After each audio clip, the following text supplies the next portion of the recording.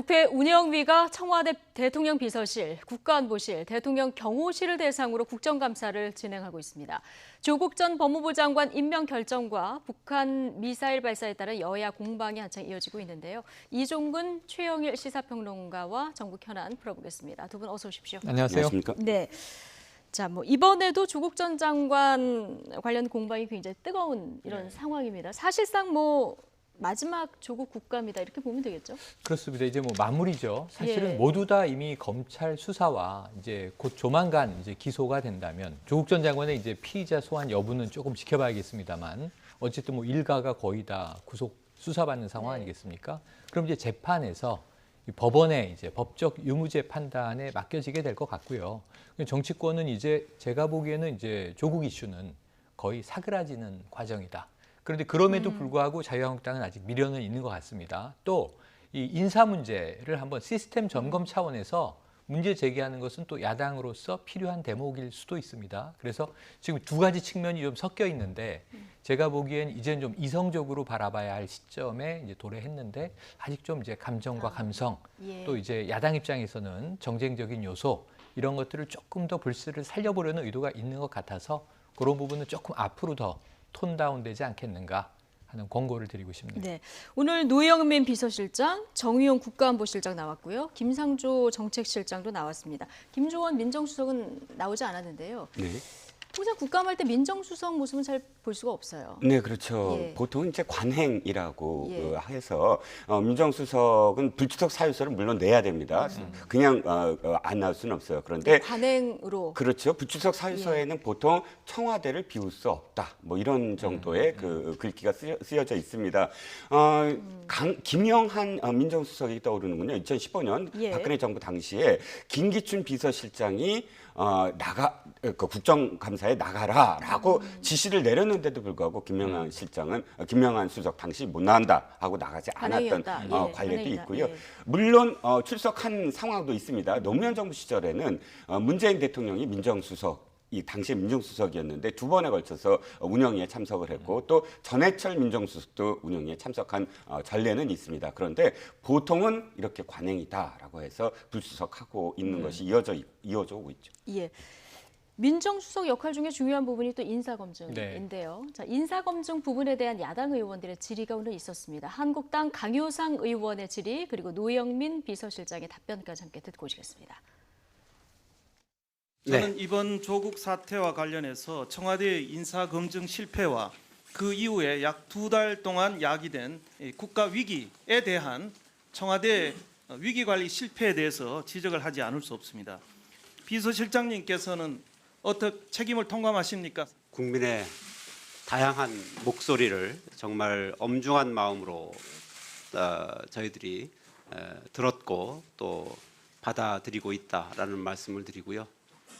국민들 사이에 또 많은 갈등이 야기된 부분에 대해서도 역시 송구스럽게 생각하고 있습니다. 고위공직자 임명할 때 여러 가지 인사 검증 결과에 대한 여러 가지 등급이 있지 않습니까? 조국 장관은 어땠습니까? 네, 그러한 그 인사와 관련돼서는 현재 그 공공기관 그 정보 공개에 관한 법률에 따라서 비공개 대상 정보로 되어 있고 또 대통령 기록물에 해당되기 때문에 인사 관리에 관한 사항 역시 대통령 그 기록물 관리에 관한 법률에 따라서도 비공개 대상으로 명시가 되어 있습니다. 실장님께서는 그 동의하셨습니까? 조국 장관 임명에 대해서 대통령께? 아무튼 그 부분에 대해서는 저희들이 대외적으로 공개할 수 없도록 그렇게 되어 있습니다. 네, 무한 책임을 느낀다. 자, 이런 얘기를 듣고 왔는데요. 청와대 인사검증 시스템이 이제 계속 도마 위에 올랐었습니다. 네. 사실 그런데 조국 전 장관 본인이 민정수석에 있으면서 셀프 검증 논란도 네. 있었고요. 결국 사퇴를 하면서 청와대 인사 검증이 제대로 되고 있느냐 이런 부분이 또 한 번 도마 위에 올랐거든요. 네, 그렇습니다. 일단 문재인 정부 들어서 사실 그 야당이 반대했던 이 장관급 이 인사들과 관련해서 강행한 사례가 역대 정부에 비해서 굉장히 높지 않았습니까? 네. 이런 예들이 사실 민정수석으로서 인사 검증의 시스템에 문제가 있는 게 아니냐. 3년 내내 사실은 야당이 지적을 하고 있습니다. 물론 지금 민정수석이 바뀌면서 그 다음부터의 어떤 시스템에 예. 대해서 계속 질문을 해야 되겠지만 노영민 실장이 지금 답변한 것도 사실은 팩트에 맞는 이야기이긴 합니다. 역대 정부가 계속 그 인사와 관련해서 파일이 있거든요. 그러니까 꼭 장관을 임명하지 않더라도 인사는 계속 인사 풀에 그 리스트가 있어야 됩니다. 그럼 계속 검증을 하는데 그 검증은 뭐 예를 들어서 3단계 정도로 나눠져 있다고 해요. A등급, B등급, C등급. 그런데 이것을 누가 몇 등급이다 라고 공표하는 순간 그 많은 문제가 있지 않습니까? 그렇죠. 그거야말로 어느 정도는 국가 기밀로 예. 유지되어야 되는 부분이 있기 때문에 기록원으로 가더라도 그것은 기밀이다라고 지금 답변한 것은 그 사실에 부합하는 그런 발언이라고 할 수가 있겠죠. 그렇군요. 그러니까 지금 계속 질문이 인사평가 등급에서 어땠냐 이런 네, 질의가 네. 있었고 그리고 실장님은 동의했냐 이런 질문이 있었는데 예. 지금 말씀하신 대로 아까 들어보셨지만 이게 대통령 기록물 관리 여기에 대한 법에도 이제 이렇게 돼 있고. 있고요. 나머지 법률에 따라서도 공개는 안 예, 되는 걸로. 비공개 자료다. 그건 너무 그러면 이제 당연한 알 것 수 있는 같아요. 방법은 이거 없는 기업에서도 건가요? 예. 원래는 인사자료 공개하면 안 되는 겁니다. 그렇죠. 예. 우리가 뭐 민간 기업에서 사실은 동료하고 연봉 얘기하면 안 되게 돼 있어요. 네. 저 계약상으로는 그래도 그냥 밥 먹으면서 하는 거죠. 그러니까 정부가 공공연히 돌아다니다 보니까 얻어 들은 이야기나 또는 뭐 이제 첩보로 제보 받거나 한 것으로 이렇게 이제 여러 가지 질의들이 이루어지는데 노영민 실장은 공식적으로는 뭐 옳은 태도를 견지했고 또 하나는 이런 것들이 있어요. 결국 실패 아니냐? 실패라는 것은 아까 인정했다고 봐요. 국민들에게 갈등을 야기한 것이 송구하다. 네. 사실은 이게 사과이기 때문에 네. 자, 조국 전 민정수석의 법무부 장관 기용은 문제가 있었다는 것을 청와대 비서실장 입장에서는 우회적으로나마 인정하고 사과하는 것으로 볼 수 있겠는데 문제는 여기에 대해서 자료를 공개하라든가 또는 심지어는 이 실패 아니냐, 실패로 규정하고 문재인 대통령이 조국 장관을 임명할 때 야당이 강행이라고 부를 때 예. 어떤 얘기를 했냐면 이 조국 후보자의 지금 위법 상황이 확인된 것 없다. 근데 아직도 확인된 건 없어요. 일가족들은 다 줄줄이 구속이 되고 있어요. 수사는 이어지고 있고 또 이번 주에 이 과연 조국 전 장관이 피의자로 소환될 거냐 말 거냐를 또 우린 들여다보고 있어요. 소환될 가능성이 높다고 봅니다. 검찰은 소환하겠죠. 근데 이런 상황에서 법원의 최종 판결이 유죄인지 무죄인지를 우리는 확인해야 돼요. 그래서 아마 제 생각에는 오늘 이 논란이 되고 있는 운영위에서의 야당의 질타는 저는 아마 조국 전 장관이 어느 시점인가 유죄 혐의로 판결을 받게 되면 전 그때쯤 문재인 대통령이 사과할 수 있다고 봅니다. 예. 근데 지금 이제 몰아붙이는 것은 총선 전에 이제 조국 이슈를 아까 말씀드린 대로 좀 되살려 보려는 의도도 깔려 있다고 저는 이제 해석을 해보는데 그게 지금은 큰 의미는 없다. 다만 청와대 인사 시스템에 대해서 질타하고 묻고 개선을 요구하는 것은 필요하다라고 인정할 수 있겠습니다. 야당에서는 계속 이제 사과 이상의 것을 해야 된다 네, 이런 맞습니다. 얘기를 하지 않습니까? 청와대 뭐 인적 쇄신 이런 얘기도 나오는데 그렇게까지 정부 여당이 갈 가능성도 있다고 보십니까? 갈 가능성이 있죠. 저는 예. 그 인적 쇄신은 어디서 드러날 수 있다고 보냐면 지금 청와대나 뭐 정부 조직 예. 관련회에도 있지만 저는 지금 김조원 이 현 민정수석의 네. 어깨는 굉장히 무겁다고 생각이 돼요. 그렇겠죠. 근데 오늘 질문은 비서실장이니까 모든 질문을 다 할 수 있다고 보는데 네. 평가에 관련해서는 인사평가에 관련해서는 지금 인사수석실이 있지 않습니까? 인사수석 담당이고요. 인사 파일에. 그럼 민정수석은 뭐냐? 검증이죠. 이 지금 장관 후보자가 된 사람들이 혹은 고위공직자 후보자들이 비위가 있느냐. 지금 문재인 정부에서 내걸고 있는 5대 원칙에 혹시 위배되는 것들이 있느냐. 근데 기존에도 계속 이게 뚫려왔어요. 예. 역대 정부도. 그럼 문제가 뭐냐면 셀프 리포트를 하는데 자기 보고 과정에서 위장전입 사실이 있습니까? 없습니다. 뭐 자녀와 입학 비리 뭐 있습니까? 없습니다. 뭐 군대 면제받은 건 정상적인 건강상의 이유입니다. 예. 그러면 그것을 깊이 들어가지 않았다는 거죠. 그게 제가 보기에는 아무래도 이 우리 측근들에 대한 이제 이 인간적인 마음이 작용하는 것 같아요. 사람이 하는 일이기 때문에 조직이. 그래서 시스템 이야기를 하는 것인데 지금 그런 부분을 강화해야 할 이제 김조원 민정수석의 어깨는 굉장히 전임자에 무거운 비해서 상황이다. 훨씬 무겁다 이렇게 볼 수 있겠습니다. 예, 앞으로의 이제 조국 장관은 수사 상황을 지켜봐야 되는 상황인데요. 이제 어젯밤에 조국 전 장관 동생이 영장 재청구 끝에 구속이 네. 됐고요. 정경심 교수 구속 기간은 또 연장이 된 이런 상황입니다. 네. 오촌 조카도 구속이 돼 있고 네, 네. 어머니도 혹시 조사받을지 모른다 이런 네. 얘기까지 나옵니다. 네. 아까 얘기하신 대로 조국 전 장관 이제 조만간 소환할 수도 있는 이런 상황 아니겠습니까? 네, 그렇습니다. 일단 부인인 정경심 교수의 11가지 혐의 중에 4가지가 조국 장관과 공유할 수 있는 그런 혐의들이고 예. 조국 동생과 관련해서도 사실은 조국 장관이 당시에 이사에 재직했다라는 공문서로도 증명이 되는 사실이 있기 때문에 배임 혐의, 그러니까 허위 네. 허위로 채권을 만들어서 당시에 소송을 걸어서 당시 이제 조국 장관의 동생은 사무국장이었음에도 불구하고 자신의 소송을 성공시키는 그런 상황까지 이르지 않았습니까? 그런데 문제는 당시에 조국 장관 일가, 어머니나 혹은 조국 장관 본인 또 부인 모두 다 그러니까 운동학원의 책임자로 지금 되어 있는 상황이기 때문에 연루되어 있는 부분들이 각각의 어떤 정경심 교수 또 조국 동생 그다음에 어머니와 분리되지 않고 조국 장관도 연관되어 있는 부분들, 그 부분들을 꼭 이 피의자 신분이 아니더라도 참고인 신분으로라도 사실은 소환은 네. 불가피하다. 그런데 이제 소환해서 각각의 혐의를 이렇게 입증하는 어떤 과정에 들어간다면 피의자 신분으로 전환이 되고 또 이제 기소 여부까지 이제 진행이 되는 상황이기 때문에 아까 평론가 말씀하셨듯이 이제 조국 장관을 소환한 다음에 피의자 신분으로 전환되느냐 마지막으로 이 기소 여부 이 세 가지 단계가 최종적으로 그 8월 9일부터 시작된 내정된 그런 내정으로 인해서 시작된 이 조국 장관 논란의 종지부 마지막 이제 저희 네. 조국 장관을 완전히 보내는 그런 어떤 이 일정으로 우리가 볼 수가 있겠습니다. 네. 말씀하신 대로 지금 검찰에 기소를 할 것인가 이 네. 부분하고 기소를 한다 하더라도 법원의 판단이 어떨 것인가 이거를 굉장히 이제 청와대와 여권에서도 주목해서 네네. 봐야 되는 이런 상황인데요. 이 결과에 따라서 지금 그 정부와 청와대와 그 대통령 지지율과 여당 지지율이 조금씩 오르고 있는 이런 상황인데 네. 이 결과에도 또 영향이 있을 수 있겠죠 아무래도. 영향이 있을 수 있겠는데 예. 제가 보기에는 우리가 1, 2, 3심이잖아요. 국회의원이 뭐 어떤 자금 문제라든가 불법 선거 문제로 시간이 이제 굉장히 오래 가도 뭐 걸리겠죠. 2년 이상 보통 걸려서 예. 이게 총선 시기와 맞물리면 굉장히 뭐 해당자들은 노심초사가 되는 거고요. 심지어는 뭐 이제 재선에 이제 빨간불이 들어오는 거고 또는 우리가 당선 무효까지 이제 의원직 박탈까지도 보는 상황이고요. 왕왕 벌어지는 일이지 않습니까? 그런데 지금 조국 전 장관 일가에 대한 재판이 제일 빠른 게 뭐 지금 기소된 게 하나 있죠. 사문서 위조로 정경심 교수가 기소돼서 공판이 시작됐고 네. 지금 이제 구속을 한번 연장했는데 그럼 이제 이달 중순에는 다시 기소를 해야 됩니다.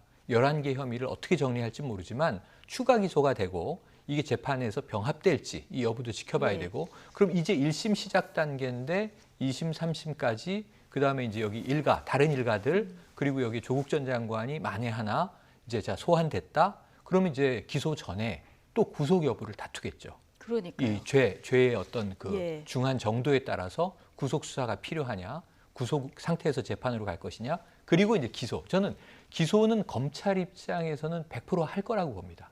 그럼 역시 이제 유무죄를 또 법원에서 다퉈야 됩니다. 근데 이건 내년 총선 한참 지나서 결정날 문제이기 예. 때문에 제 생각엔 내년 총선에서의 여야의 이제 21대 국회가 시작이 되고 그다음에 의석에 대한 분포가 어느 정도 결정이 되고 그 결과가 집권 여당인 민주당이나 이 문재인 대통령의 레임덕에 영향을 줄 것인지 아니면 예. 임기 후반에 또 좀 안정적인 이 국정 운영을 할 수 있는 정도의 득표를 할 수 있을 것인지를 지켜보고 나서 사실은 시간이 좀 더 흐른 후에 재판 결과가 나올 거기 때문에 저는 이게 정가에는 큰 영향을 주지 않을 텐데 네. 문재인 대통령의 스타일상 만약 조국 전 장관이 유죄를 받는다면 그게 어떤 전국에 영향을 주고 말고를 떠나서 대통령으로서는 사과할 수 있는 문재인 대통령의 예. 스타일로 좀 반드시 그걸 언급할 거라고 예, 봅니다. 어쨌든 당분간은 주목도가 이제 서초동 쪽에 더 실리는 맞습니다. 이런 상황인데요. 그러나 정치권에서도 지금 조국 전 법무부 장관 사퇴를 했습니다만은 뭐 조국이란 이름, 뭐 연일 계속 등장하고 있는 이런 상황입니다. 어제 국회 비교섭단체 대표 연설, 정의당 심상정 대표의 그 연설이 있었는데요. 이 정의당 데스노트에서 조국 전 장관을 올리지 않은 것 관련해서 굉장히 복잡한 심경을 드러냈습니다. 영상으로 보고 오시겠습니다. 심상정 대표 이번에 실망했어. 지난 두어 달 조국 정국에서 저는 제 평생 처음으로 많은 국민들로부터 꾸중을 들었습니다. 특권 정치를 교체를 위해 불가피하게 제도 개혁을 선택한 것임을 왜 몰라주냐고 항변하고 싶었습니다. 하지만 그것은 제 짧은 생각이었습니다. 국민들의 비판은 아무리 절실한 개혁이라도 정의당이 일관되게 지켜온 원칙과 가치에 앞설 수 없음을 일깨우는 죽비소리였습니다. 국민 여러분들의 애정어린 비판과 격려를 겸허히 받들겠습니다. 정의당은 걸어온 길을 다시 돌아보고 나아갈 길을 철저히 점검하겠습니다.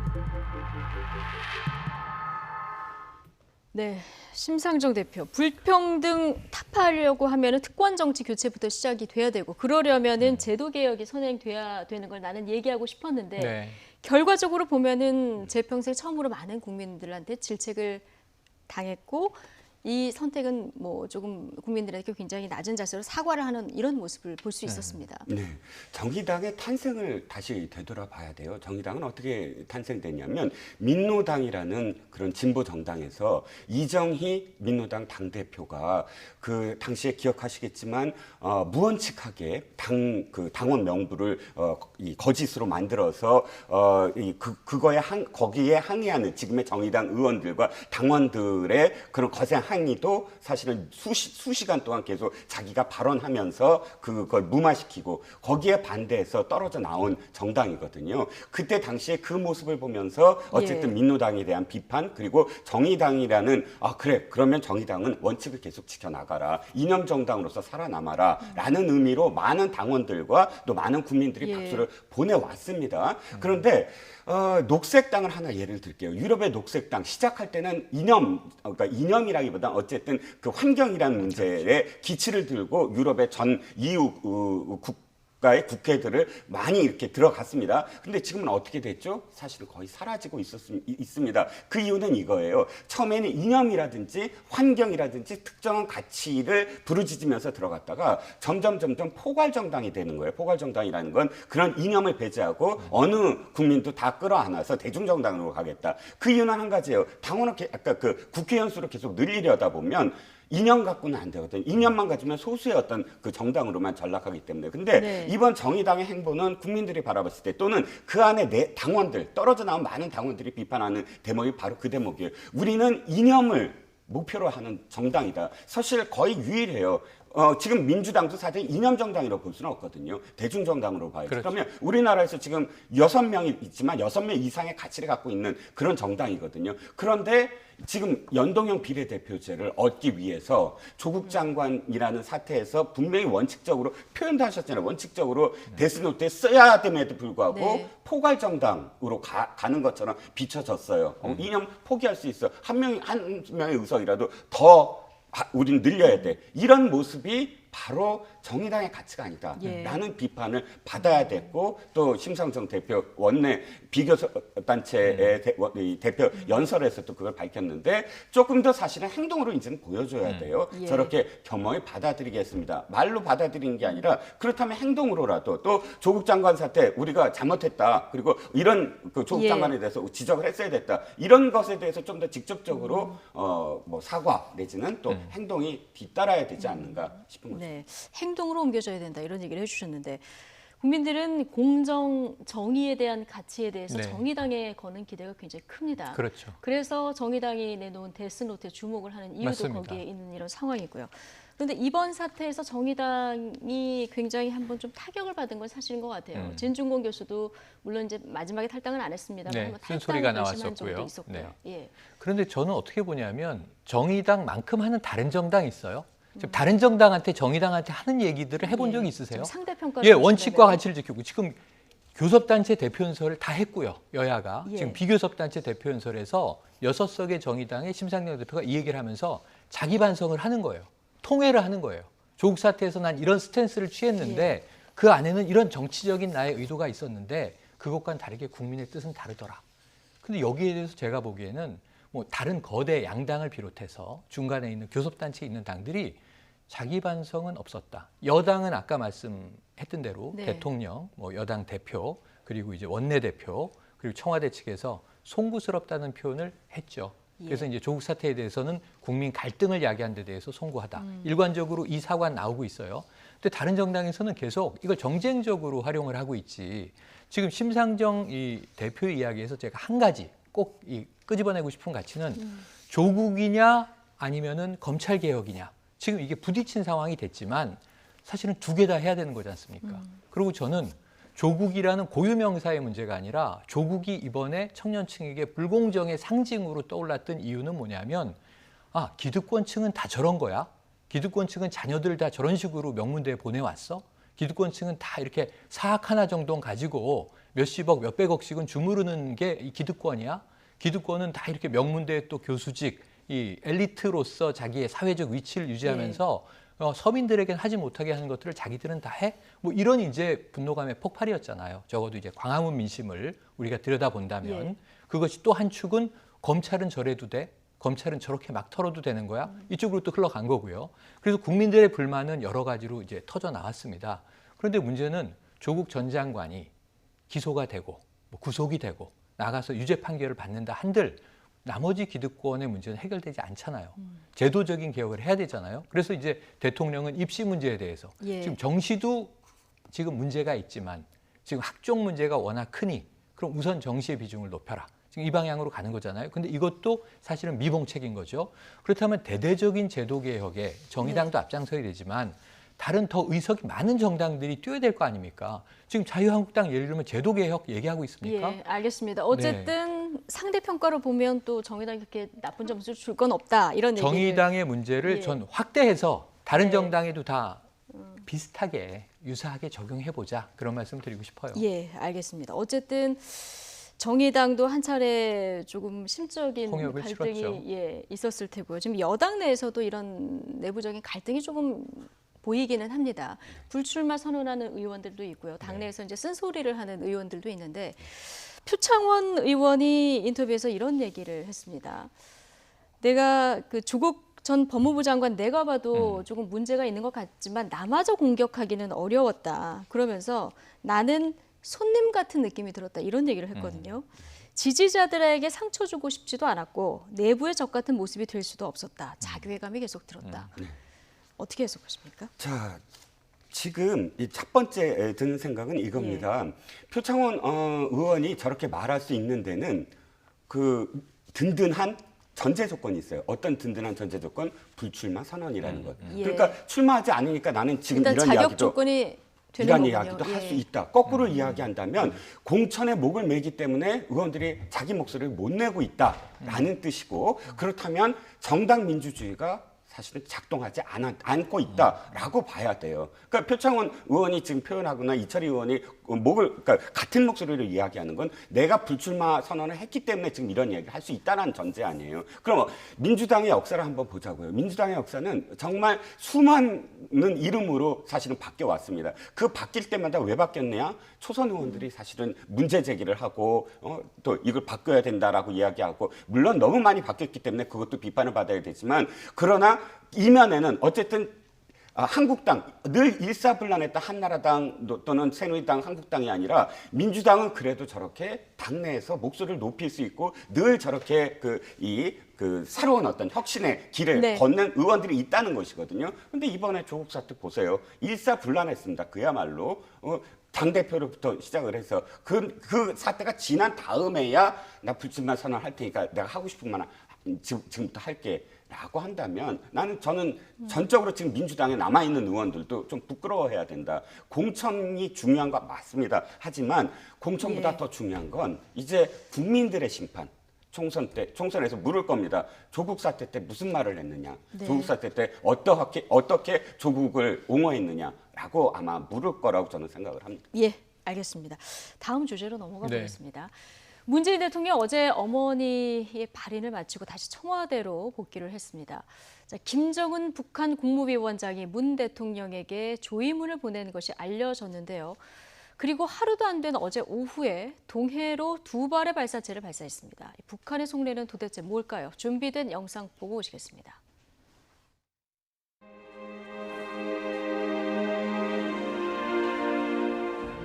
고 강한옥 여사 별세에 대해 김정은 북한 국무위원회 위원장은 30일 문재인 대통령 앞으로 조의문을 전달해 왔습니다.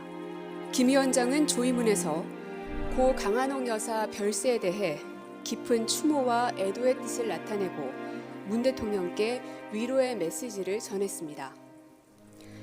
조의문은 판문점을 통해 전달받았으며 밤 늦은 시각 빈소가 차려진 부산 남천 성당에서 대통령께 직접 전달됐습니다.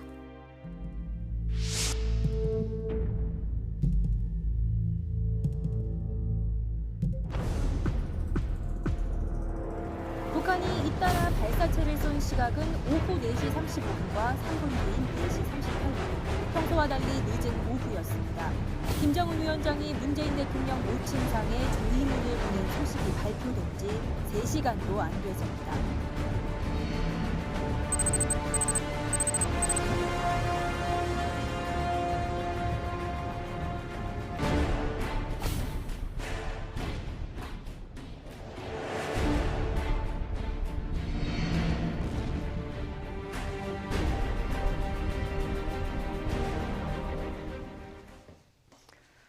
네, 이게 북한 김정은 위원장이 친필 조의문을 보냈다 이 소식이 전해질 때만 네. 해도 뭔가 남북 관계를 푸는 단초가 조금 되지 맞습니다. 않을까 이런 기대가 조금 있었는데 네.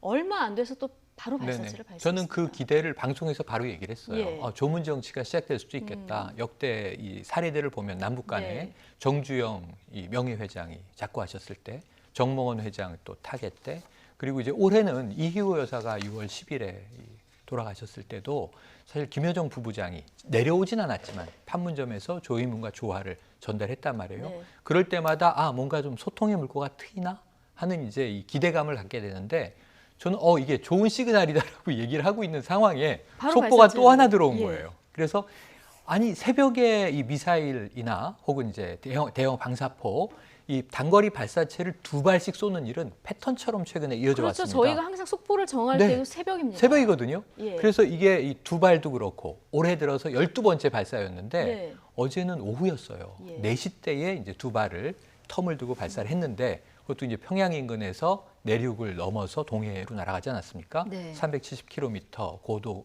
90km. 예. 그동안 쐈던 것과 비슷한데 오늘 아침에 의문은 풀렸어요. 조선중앙통신이 자, 초대형 신형 방사포를 시험 사격했고 성공했다. 네. 다만 김정은 위원장은 그 자리에서 직접 지도하진 않았다. 예. 이 내용이죠.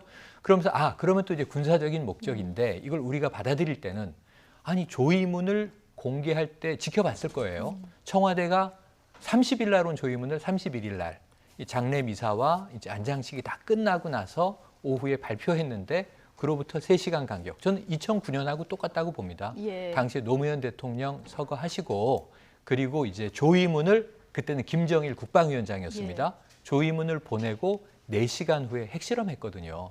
그렇죠. 그래서 이것은 이철 지금 실험했었죠. 김정은 위원장의 속내는 뭘까? 하지만 김정은 위원장이냐 김정일 위원장이냐의 문제가 아니고 북한이 가지고 있는 항상 이 양면수를 쓰고 있는 패턴이다. 강원 전략으로. 네네, 하고 강원 그렇군요. 전략인데 이렇게 예. 붙여서 이야기할 때는 사실은 온 쪽에 방점이 있는 게 아니라 강 쪽에 방점이 있는 예. 거거든요. 이 순서도 그렇고 그러면서 북한에 대해서 우리 NSC 상임위가 어제 예. 바로 우려를 표했고요. 민주당도 유감을 표했는데 뭐 이제 자유한국당 같은 경우에는 반인륜적이다. 이 여야의 표현들이 이 사안에 대해서만은 일맥상통합니다. 예. 약간 표현의 수위만 다를 뿐. 그래서 우리는 제대로 북한을 바라보고 있다, 직시하고 있다 이런 예. 생각을 해봅니다. 어제 이제 오전이 아니라 오후에 쏜 네. 부분에 대해서 얘기를 해주셨는데 이례적이죠. 그러면 최소한 발인까지는 기다려줬다 이렇게 봐야 되는 겁니까? 글쎄요, 저는 조금 분리해야 예. 된다고 생각을 네, 합니다. 분리해야 된다. 분리해야 된다. 예. 이건 철저하게 군사적으로 바라봐야 된다. 예. 그러니까 그 성명을 발표한 걸 한번 보자고요. 뭐를 얘기하고 있냐면 우리는 계속 방사포 실험을 하고 있다. 그러니까 지난번 10월 달도 그렇고 또 5월 달부터 계속 방사포를 중점적으로 지금 실험을 하고 있는데 늘 비거리 문제, 비거리 사거리 문제와 그다음에 고도 문제 그러면서 그것이 약간씩 달라지지만 중요한 건 이런 이 방사포라든지 미사일은 여러 번 실험을 할수록 정밀도라든지 안정성이라든지 이런 것들이 높아질 수밖에 없거든요. 군사 전문가들에 따르면 이제 신형 이번 방사포까지 합쳐서 올해 보여준 그 북한의 어떤 무기 체계는 4가지의 새로운 어떤 그런 이 미사일체를 완성시켰다. 이번이 거의 끝이다. 아마 한 번 더 쏠 것이다라고 전문가들이 이야기합니다. 이번에도 2발이 아니라 사실은 3발을 쐈는데 하나는 실패했다고 하죠. 근데 중요한 건 이겁니다. 정치적인 상황 또 외교적인 상황 이런 상황을 고려하지 않고 북한은 계속 올해 내내 자신들이 이루려고 하는 군사적 성과를 그냥 일관되게 해오고 있다. 계속 시간표대로. 네, 예. 이런 시각으로 바라본다면 하나씩 다시 역추적해서 북한이 그렇다면 왜 이것들을 하고 있는지 그리고 또 왜 동해상으로 쐈는지 왜 그 시각으로 쐈는지 이런 문제들을 좀 더 냉정하게 바라볼 수가 있고 거기에 대해서 우리가 대응할 수 있다고 보거든요. 네. 하나하나 전부 다 외교적으로 정치적으로 해석하는 것도 중요하겠지만 중요한 건 올해 내에 쐈던 것들에 대한 좀 더 정밀하게 분석하는 그 국방부라든지 정부가 그래서 국민들 좀 더 안심시키는 그런 프로그램 또는 그런 상황이 이어져야 한다라고 봅니다. 예, 바른미래당에서 짝사랑 멈추고 상응 조치해야 된다 이런 논평을 냈던데요. 네. 대통령 모친상 발인 당일에 이제 미사일을 발사하는 이런 일을 보다 보니까 국민들의 인내심도 조금 바닥이 나는 이런 상황인 것 같습니다. 뭔가 좀 말씀하신 대로 냉정하게 한번 상황을 좀 들이켜봐야 되는 것이 아닌가 이런 지적들이 따르고 있는 상황입니다. 자, 문 대통령 여러모로 힘든 시간을 지금 보내고 있는 상황인데 사흘째 어머니 빈소를 지키면서 유일하게 종교 지도자와 야당 대표의 조문을 받았었죠. 마지막으로 홍문종 우리공화당 공동대표가 조문을 했다고 하는데요. 여기서 박 전 대통령을 언급해서 또 논란이 되고 있습니다. 왜 이런 말을 굳이 했을까? 그 이유 들어보시죠. 제가 이제 여러 경로를 통해서 네. 한번 뵙고 싶다.